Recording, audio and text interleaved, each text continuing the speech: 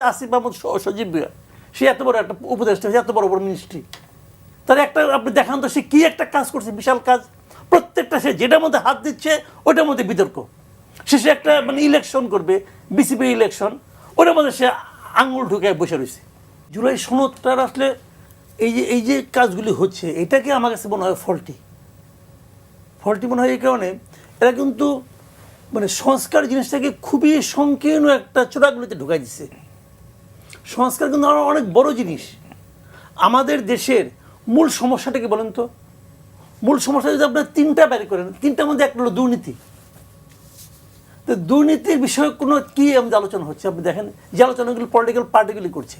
ভাই আগামী ইলেকশনে তারা যে ইলেকশন করতেছে, ইলেকশন করে জিততে চায়, ক্ষমতায় যেতে চায়, মূল উদ্দেশ্যটা কি? দুর্নীতি করা। এটা বেশ সোজা হিসাব। বাংলাদেশের কোন পার্টি বলেন তো আপনি যে দুর্নীতি করার লক্ষ্য নিয়ে ইলেকশনে যায় না? তাহলে এত টাকা ইনভেস্ট করে কেন? সে পার্লামেন্ট মেম্বার হবে, প্রত্যেকটা এমপি ইলেকশনে আপনার কত কোটি টাকা ইনভেস্ট করতেছে তারা, কেন? খালি দেশ সেবার জন্য? ভাই ওই টাকাটা পাবলিককে দিয়ে দেন, ভাই উপকার হবে। যদি আপনি মানুষকে ভালোই বাসেন, সবাই মিলে ওই টাকাটা দিয়ে দেন, দেখি কেউ দিবে?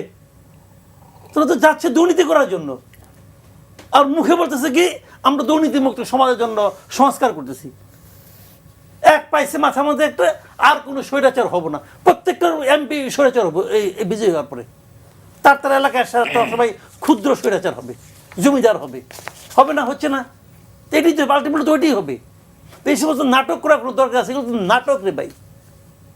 এটা হলো কি কিছু লোকের টাকা পয়সার একটা ব্যাপার স্যাপার হয়েছে, বিদেশ থেকে আসছে, এরা তো দুদিন পরে চলে যাবো, সব বিদেশি মাল বিদেশে চলে যাব।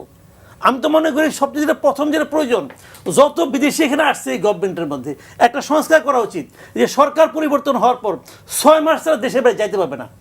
এই 6 মাসে প্রথম জাজ হবে, প্রথম যে বিচারটা হওয়া দরকার, এরা কি কি দুর্নীতি করছে তার একটা হিসাব নেওয়া, তারপরে একজনকে পাসপোর্ট ফেরত দেওয়া হবে। এটা কী আরম্ভ হয়েছে দেশের মধ্যে এগুলো?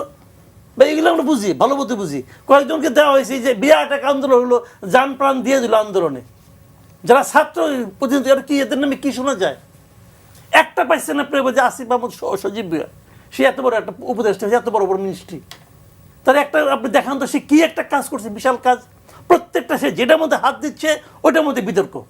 শেষে একটা ইলেকশন করবে, বিসিবি ইলেকশন, ওটার মধ্যে সে আঙুল ঢুকায় বসে রয়েছে এবং একটা আওলা বাজাতে বসে রয়েছে।